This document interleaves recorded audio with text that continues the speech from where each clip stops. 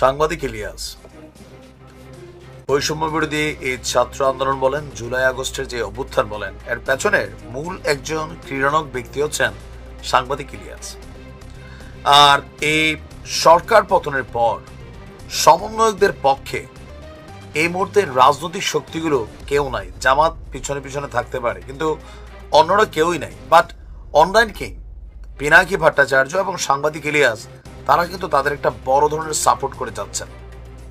But এই যে ছাত্রদের যে রাজনৈতিক দল, এই দল নিয়ে সাংবাদিক ইলিয়াসের অবস্থান কি পজিটিভ নাকি নেগেটিভ? ইলিয়াস ভাইকে যারা চিনেন, তিনি যাদেরকে পছন্দ করেন তাদের অনেক কিছুতে তিনি ছাড় দেন। আবার যখন তার এথিক্সের মধ্যে আইসা যায় যে না এবার ধরা দরকার, টেকনিক্যালি ধরেন, হালকা হালকা টোকা বাড়ি দেন। যেমন ধরেন এই জাতীয় নাগরিক পার্টির অন্যতম একজন কি বলে যে নেতা হান্নান মাসুদ, তার একটা দুর্নীতি নিয়ে তিনি কিন্তু একটা স্ট্যাটাস দিয়েছিলেন। দুর্নীতি বলতে কাকে জানি জামিন করাই দিছে, আওয়ামী লীগের অনেককে সেট আপ করতেছে, এটা কিন্তু সাংবাদিক ইলিয়াসের স্ট্যাটাস ছিল। এবার এই যে ধরেন রাজনৈতিক দল যেটা হয়েছে, এখানে বাংলাদেশে আগামী দিনে সমকামীদের জন্য একটা উর্বর ভূমি হতে যাচ্ছে। কারণ জাতীয় নাগরিক পার্টি তারা তাদের এই কমিটি নিয়ে যথেষ্ট বিতর্কের মধ্যে পড়ছে। এটা নিয়ে হাসনাত আব্দুল্লাহ স্টেটাসও দিয়েছে, কিন্তু সাংবাদিক ইলিয়াস প্রথম তিনি এই বিষয়টাকে প্রকাশ্যে নিয়ে আসছেন। এখন এই যে তিনি একটা গোপন বিষয় প্রকাশ্যে নিয়ে আসলেন, নর্মালি একটা মানুষ কথা বলা বা ইলিয়াস ভাইরা কথা বলা আলাদা জিনিস আছে। তিনি একটা ডকুমেন্টারির মতন তার ইউটিউব চ্যানেলে তিনি প্রচার করে দিলেন। জাতীয় পার্টি যেটা হচ্ছে জাতীয় নাগরিক পার্টি মোটামুটি সাংবাদিক ইলিয়াসের বাটে মনে পড়ে গেছে। ইভেন তিনি গতকালকে আহতদের নিয়ে একটা নতুন পার্টি নিয়ে এক ধরনের স্ট্যাটাস দিয়েছেন, যেগুলো একটু মিক্সিং কনসেন্ট্রেশন কিন্তু ক্রিয়েট করে। যাই হোক, আলোচনার পিছনে হচ্ছে LGBTQ, বুঝতেই পারছেন সমকামীদের একটা বড় সংগঠন এবং ওয়ার্ল্ড ওয়াইড একটা হিউজ ফান্ডিং করে সমকামিতার পক্ষে একটা জনমত তৈরির জন্য। নতুন রাজনৈতিক দলের কমিটিতে জায়গা পেয়েছেন মুমতাসির মামুন নামক একজন ব্যক্তি। তার বিরুদ্ধে আপনার এই LGBTQ-তে জড়িত থাকার অভিযোগ রয়েছে। পশ্চিমা এই LGBTQ সম্প্রদায় গে, লেসবিয়ান বা সমকামী এজেন্ডাগুলোকে বাস্তবায়নে রাজনৈতিকভাবে কাজ করেন, এবং কি এই ছেলেটাও কাজ করবেন এমন সন্দেহ পোষণ করছে অনেকেই। মুনতাসিরের মতন একজন বিতর্কিত ব্যক্তিকে নাগরিক পার্টির পদ দেওয়ায় বইছে সমালোচনার জ্বর। জনগণের চিন্তা কোনটা? বাংলাদেশের মতন মুসলিম দেশে সমকামিতাকে উস্কে দিতে এমন ব্যক্তিকে নাগরিক পার্টিতে জায়গা দেওয়া হয়েছে।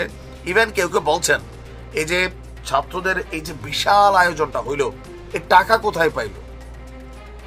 এরাই টাকা কোথায় পাচ্ছে? সাংবাদিক ইলিয়াস বলছেন যে এরা অনেক জায়গা থেকে ডোনেশন নিচ্ছে আওয়ামী লীগের অনেক দুর্নীতিবাজদের কাছ থেকে।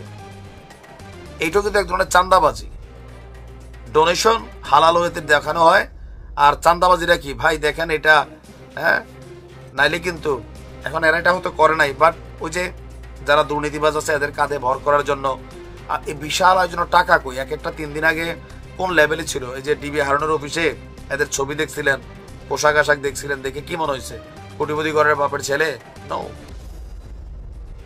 নাহিদের বাবা একজন স্কুল মাস্টার, আসিফের বাপের তো অবস্থানই নাই, এলাকাতে মুরব্বী যেমনি আছেন এমনি। সার্জিসের বাপ কি করে আমি নিজেও জানি না। তো এই যে ধরেন অবস্থান, হান্নানের বাড়ি ঘরের নমুনা খুব ভালো ছিল না, এখন তারও দেখেন শরীরে হালকা চর্বি হয়েছে। ওই যে সাংবাদিক ইলিয়াসের বক্তব্য কিন্তু এগুলা, যে অনেক এই সমন্বয়করা, ছাত্র নেতারা অনেক ধরনের এই তদবির বাণিজ্য, বদলি বাণিজ্য, অনেক কিছু কিন্তু জড়াই গেছে, তাদের পরিবাররা সহ। সাংবাদিক ইলিয়াসের বক্তব্য আমার না। এখন সাংবাদিক ইলিয়াস ভাই যখন একের পর এক যারা আহতদের চিকিৎসা করবে ক্ষমতায় গেলে, এরকম নানান বক্তব্য কিন্তু তিনি দিচ্ছেন, আস্তে আস্তে তার গুসার জায়গাটা সামনে আসতেছে। একদিন দেখবেন যে সব ফাঁস করে দিছে, তখন না থাকবে ঘাটকা, না থাকবে ঘাটকা।